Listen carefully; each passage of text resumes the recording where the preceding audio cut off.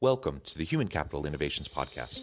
We're your source for personal, professional, and organizational growth and development, where we share original research, explore industry trends, and interview executives and thought leaders from across the globe. We hope you join us often for practitioner-oriented content around all things related to leadership, HR, talent management, organizational development, and change management. Maximize your personal and organizational potential with Human Capital Innovations Podcast.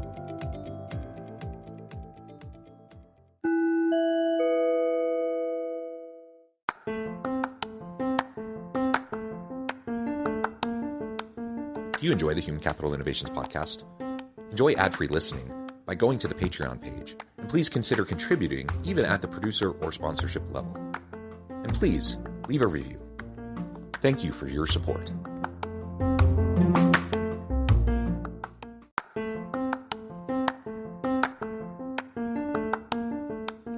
Welcome to the Human Capital Innovations Podcast. In this HCI Podcast episode, I talk with Aaron Rubens about the importance of appreciation in the workplace.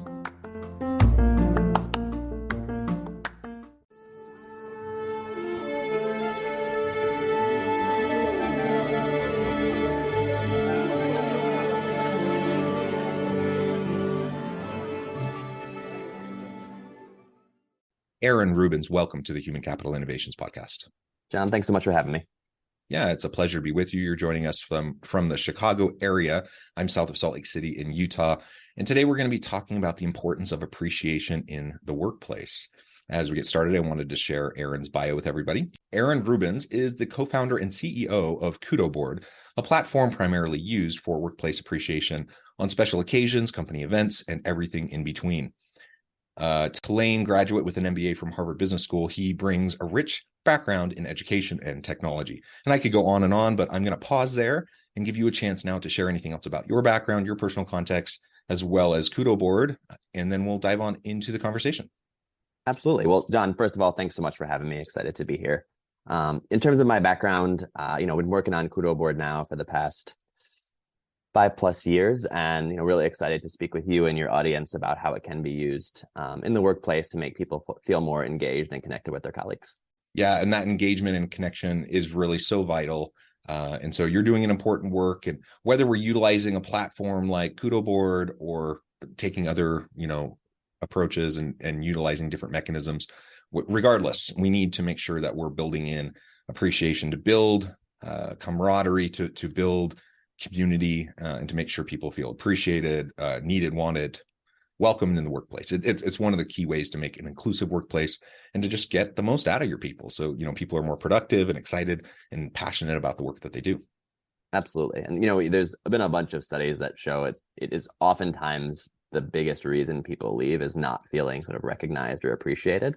And it's those moments that add up over time that people start disengaging and ultimately looking for other opportunities. And so I think if you can build a culture of appreciation, and one that is driven as much by empowering colleagues to appreciate each other as it is sort of top-down appreciation, you can create something really special where people aren't just excited to be with your organization in the good times, but also stick around, when things can get a little tougher. And we're in the day and age of toughness, right? I mean, obviously the COVID pandemic and economic challenges, social strife, all of that, but the future of work is a big question mark. I mean, things are changing so rapidly. And so we definitely need to make sure that we're in front of the upcoming challenges that are coming our way and showing people appreciation right now.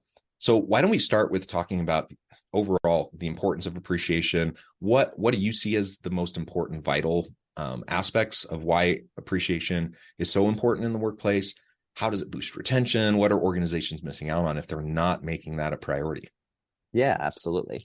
One of the things that we really think about at Kudoboard is not just, how do we keep appreciation front and center, but also how can we make sure it's really authentic? Because there's a lot you can do, and, technology can make it even easier to do to, spam people with automated messages telling them it's their work anniversary or your grade or this or that. But if it doesn't feel real, like there's someone on the other end that actually cares about you and is letting you know it, then I actually think it can do more harm than good. And so a lot of what we think about is how do we build a platform that allows for this really authentic connection and appreciation between colleagues while still allowing it to scale to organizations of tens of thousands. And so that's really like the biggest, I think it's the biggest challenge. Like, how do you do authentic appreciation at scale? Because those two can oftentimes work in conflict with each other. Yeah, and the authentic piece is so vital. You also talked a minute ago about the importance of not just, I mean, we want top-down appreciation, so Absolutely. Systematic from to various levels of the hierarchy, having appreciation is important, but also having peer-to-peer appreciation and just within your teams. And I think that's where that authentic piece also really comes in. Like, you just need to make sure that people feel like you're not just jumping through the hoops, checking boxes to say, look, we appreciated someone this month, but like, what can we actually do to make sure that there's that level of authenticity? Yeah, no, absolutely. And, one of the things most people, when they are first exposed to Kudoboard, it's essentially as a replacement for the card that's passed around and signed. So think like birthdays, work anniversaries, get wells, farewells, all that sort of stuff. And, oftentimes that motion was already happening in the workplace where a card got passed around, but it was something people sometimes dreaded because you gotta first, if you're the organizer, you've got to like find everyone to do it, and then there's not actually enough space, so all you can really do is sign your name, and so you get this card at the end that has a bunch of people's names on it. And what does that really show? And then once, to your point earlier about the future of work, once organizations were no longer all in the same place every day, it obviously adds exponentially to the difficulty of even doing that motion.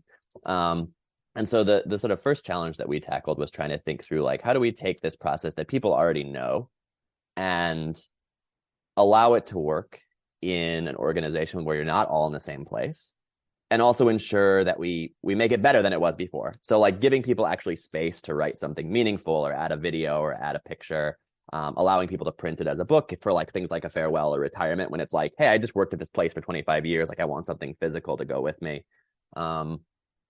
And so, but the biggest thing, to your point, is like, how do we make sure that it really does not just come, hey, it's from a manager to an employee, which is great to have, but it's also from their peers, because getting those connections that you make over the course of weeks, months, years at an organization are really what keep people driven and connected. And so, wanting to make sure that you can kind of honor that and celebrate it at those moments that matter throughout the year is an exciting thing. And so it's that was where we started, and it's still a major use today, and something that kind of gets us excited every day. Yeah, and perhaps that's partially how you grow appreciation at scale too. I mean, there's only so much you can do from the top down in terms of, especially if you have, not just dozens of employees, but hundreds, thousands of employees. That's a really difficult thing to do at scale.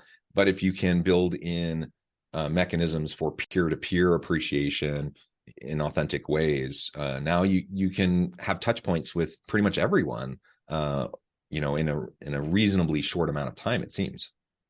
Absolutely. And that's oftentimes when we speak with our stakeholders, whether they're in human resources or internal comms or, whatever part of the team they work on, we talk to them about, hey, like, your role is to empower the people in your organization to give each other appreciation. You don't need to be the person driving every use of this. First of all, you don't want to have to do that.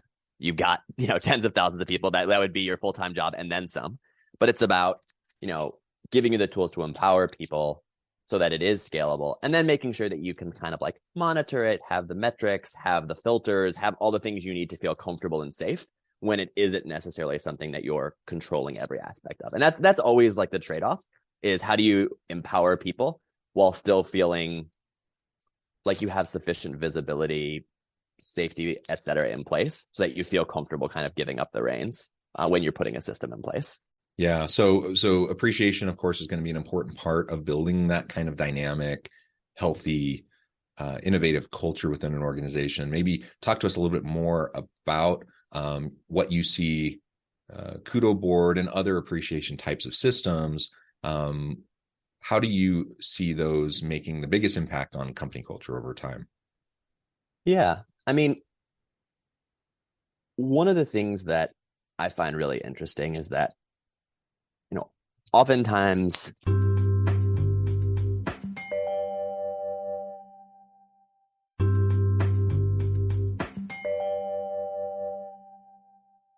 the first exposure an organization has to Kudoboard is, as I mentioned, kind of replacing the card that's passed around and signed. And it's very much like a bottoms up adoption where, employees have a need for it. They pull it in. Maybe they're just buying these boards one at a time.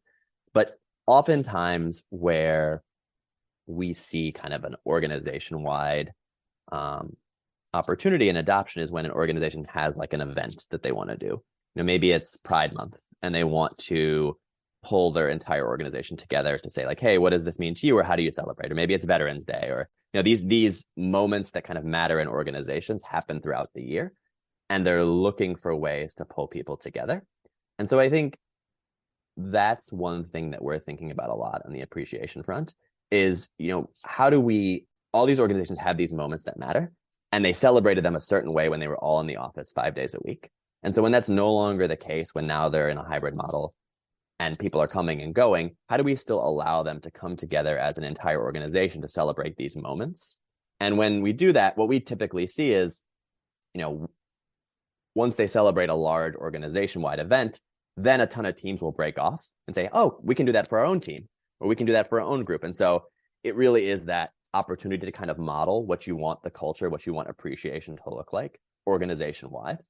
And so that's, I think moving beyond Kudoboard specifically, I think like anytime when you're sort of sitting in that central leadership position, kind of implementing a new system, like anytime you can kind of, rather than say, hey, we've got this new thing you have to do, you can say, hey, let me model what this looks like. Let me invite you all to participate in this, and then put it in your hands if you want to do it yourself.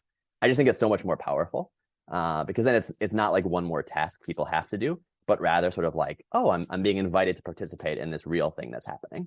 Yeah, I like the modeling, and I like the invitation to engage in meaningful, genuine ways with each other. I was actually just at an event earlier this morning where we were able to get a whole bunch of us that had been remote together in person, not for a long time, but just it was a nice opportunity to touch base. There really wasn't much more to it than that. It was just an opportunity for people to touch base, share stories, updates on life, just some of those sorts of things. Some genuine expressions of just camaraderie, friendship, appreciation, all of that just happened organically as we had an opportunity to get together. And that was a very purposeful kind of mechanism. This meeting was put in place simply really for that purpose. To your point, when people are more hybrid or remote, that becomes more and more challenging to have those types of meaningful opportunities. And so whatever it ends up looking like, people have been creative over the last few years, and I think we're going to continue to get more and more creative on how to do this in meaningful ways. But it's really important. Community is vital within, in terms of attracting and retaining great people, but just helping people feel like they can bring their best whole self to work and contribute in meaningful ways and have the type of impact, not just for their career, but for the organization, for their team. All of that is built upon relationships. And the more we're able to have a genuine community within our workplace, whether it's face-to-face, remote, hybrid in some fashion, it's going to lead to a lot of positive outcomes. And you're going to accomplish a lot of things that it's hard to quantify. It's hard to really, put down on paper exactly what that is, but you see it, when you see it, and it when it's missing. Yeah. And you feel the impact of that. Yeah, no, absolutely. And one thing that I always think back to, so I used to be, in a previous life, a high school math teacher, and I primarily taught math, but I also taught a couple of different electives. I remember one class where, everyone had their laptops out, and I said, hey, rather than raising your hand, you're gonna write your thoughts on this shared Google, essentially like a shared Google Doc. And what was fascinating to me was the people who participated there were wildly different than the people who would typically raise their hands. And some of the thoughts that were brought forward, and again, this wasn't a math class, it was one of the electives, but the thoughts that were brought forward were just really interesting. And it never would have come out if it had just been sort of the standard, hey, raise your hand if you have a question, that sort of thing. And so it does remind me today that while there are real challenges in not having people together in person all the time, we also are sort of given this opportunity to rethink how people engage and how people can bring their full selves to work, because not everyone is comfortable with, hey, we're going to get 50 people in a room for a mixer, or we're going to do this offsite or whatever else. Like some people, they'll do it, but really they want to be able to like think a lot and put some stuff down on paper and like share it out digitally, just so that they have more time to think about what they're doing. So it just reminds me there's like so many different modalities and ways that people can connect. And it's sort of this interesting opportunity that's come with the challenge of like, hey, we've got this new way now that we're connecting. And for some, it's kind of opened up a new way to connect with people, even though there are still true challenges that go along with it. Those challenges are going to continue to be there. And as we utilize new technologies and new approaches, we're figuring it out. We're building the plane while we're flying it. And so, of course, there's going to be some ups and downs and things are going to work, other things aren't going to work, and we're going to iterate. And I think as long as we're open to this, and as long as employers, as we're mindful of the importance of genuine appreciation, and we're looking for meaningful ways to create mechanisms for that to happen, I think that's the key. I mean, that's the starting point, at least, so that we can then try different things over time. Part of all of this conversation, I think, comes back to really what are employees looking for, and what are employers lacking. So, we see generational divides in kind of attitudes and preferences around work modality, what the design of work might look like. We know for younger employees, younger millennials and Gen Z, we know that there's a lot in kind of the quote unquote traditional landscape of the world of work that isn't super appealing to them. And I saw a study 1 or 2 days ago. It was about 50% of the U.S. workforce now in some way engaging in the gig economy. Now, many of those people have traditional jobs as well, and they're doing a side hustle on the side. But the reality is, younger workers are opting out of kind of their traditional models. So what do you see, as it relates back to this appreciation conversation? What are employees looking for? What are employers lacking? And how can we bridge the divide so that we can, tap into great talent and help our organizations thrive?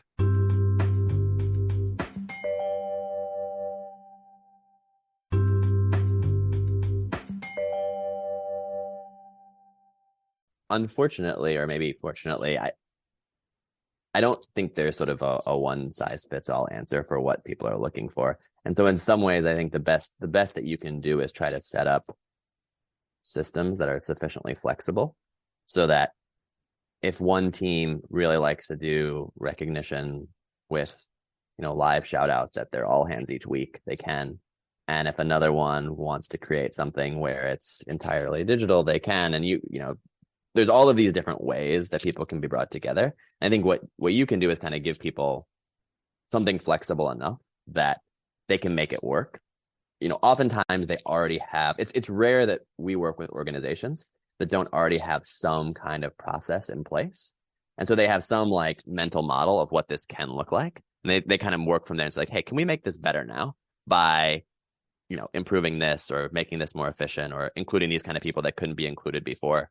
And so part of it is kind of like recognizing that everyone's coming in with that preconceived bias, preconceived notion of what it looks like, and then building solutions that are, like I said, sufficiently flexible to make it work, even if everyone's program isn't the same.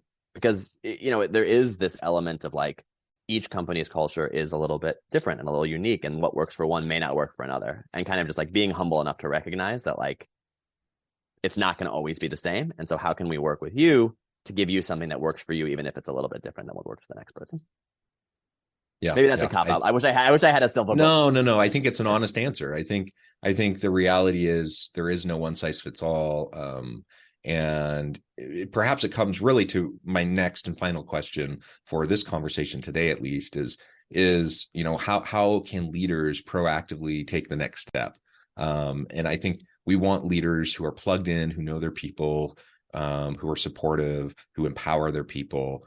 And I guess there's really no shortcut to that, because there's no one size fits all. I can't just create, as much as I might be tempted to categorize people and lump people together into certain buckets for ease of conversation. The reality is every individual person has unique salient motivators and different life situations, and everything, is going to be unique. And so there's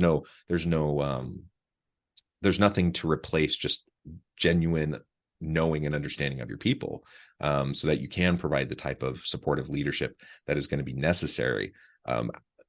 Man, that doesn't happen all that often, though. Well, I mean, when it's the rare thing when you find the leader who's really willing to put in that time and energy to do that. Why do you think that is, and what can companies do to improve that situation so it becomes more of the norm rather than the exception?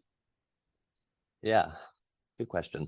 I think for many people, it's a question of sort of time in the day. It's like, okay, I've got this many hours in the day and these particular goals I'm trying to accomplish.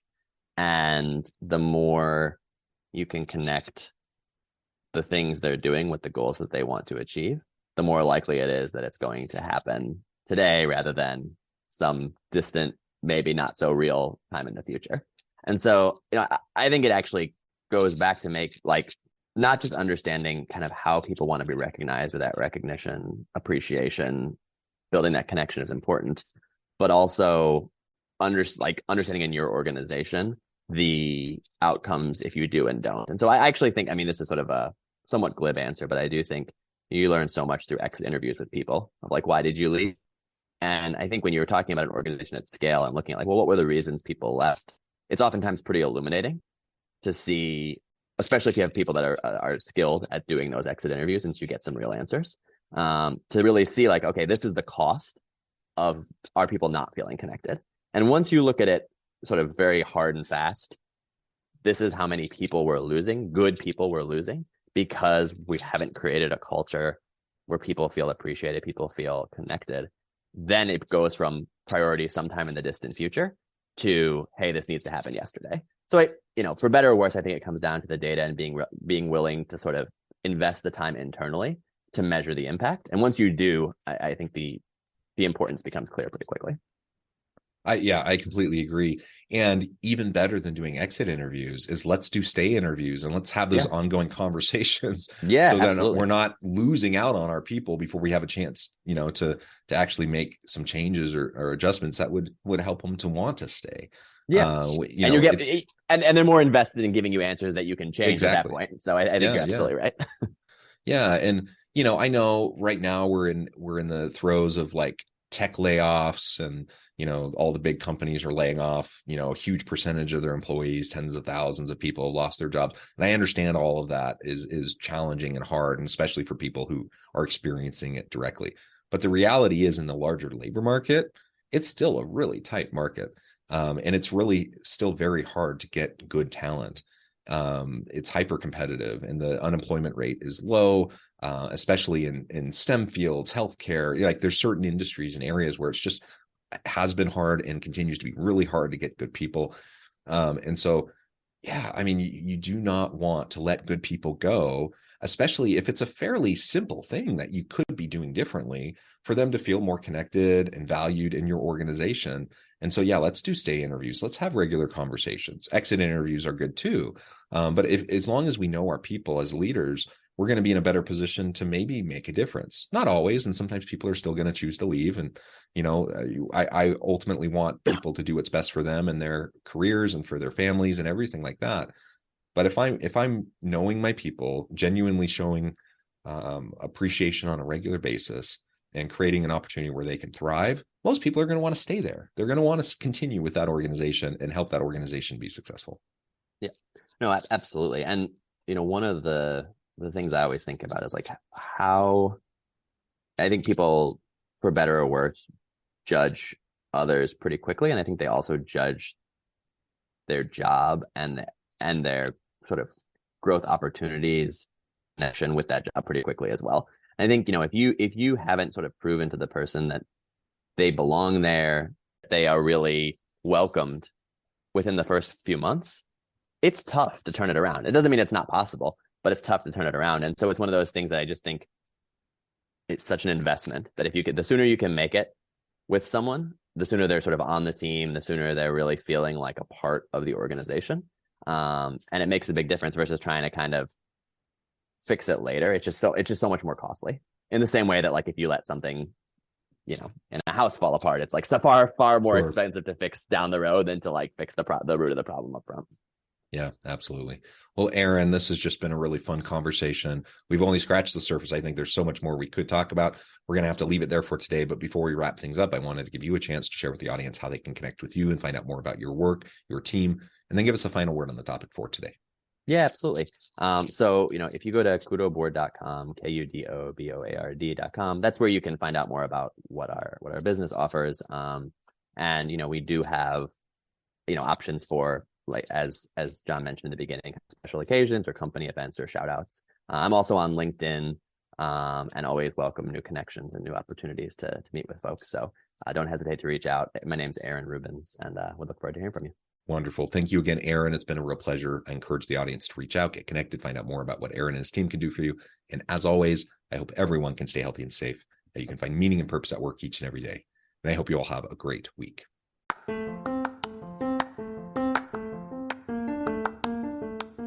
you enjoy the Human Capital Innovations podcast? Enjoy ad-free listening by going to the Patreon page. And please consider contributing even at the producer or sponsorship level. And please leave a review. Thank you for your support.